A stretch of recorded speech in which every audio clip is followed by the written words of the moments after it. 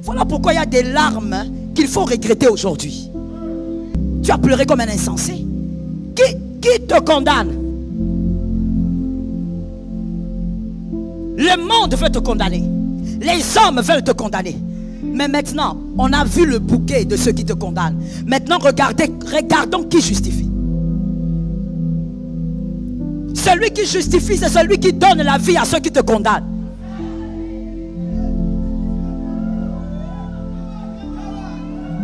Celui qui te condamne, il emprunte la vie auprès de celui qui te justifie.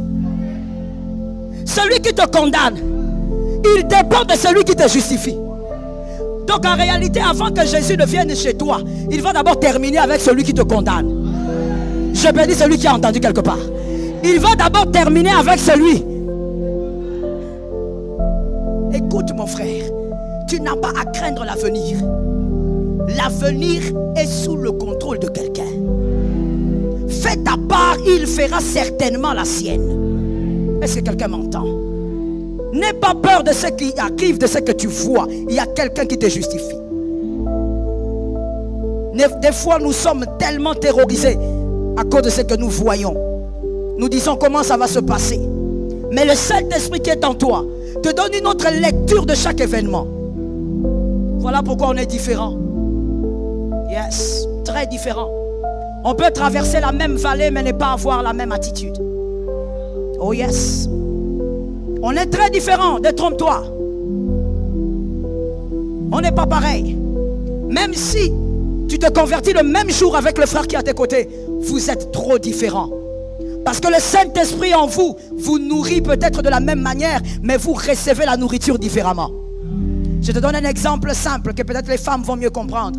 Quand tu es une mère et que tu as plusieurs enfants, que tu fais un mets pour tes enfants, et que les 4 enfants par exemple viennent manger, les 3 autres sont un peu timides et puis n'ont pas envie de manger ce que tu as préparé. Mais il y a un seul qui mange avec appétit. Il mange tellement bien. Voici l'attitude de la mère après. Même lorsqu'elle aura quelque chose de spécial, elle va d'abord appeler celui-là. Parce que celui-là est reconnaissant face à ce qu'on lui a donné. Est-ce que quelqu'un m'entend très bien? Tu dois savoir, mon frère, que tu n'as pas besoin de craindre certaines vallées. Celui qui t'a fait passer la première te fera passer la deuxième. Si dans ta vie il y a 30 vallées, celui qui a fait passer avant fera passer encore. Est-ce que quelqu'un m'entend très bien? C'est comme ça que Pierre a dit à Jésus, est-ce que c'est toi? Si c'est toi, ordonne que je vienne. Parce que si c'est toi, Pierre était très intelligent ce mec. Il était tellement intelligent ce gars.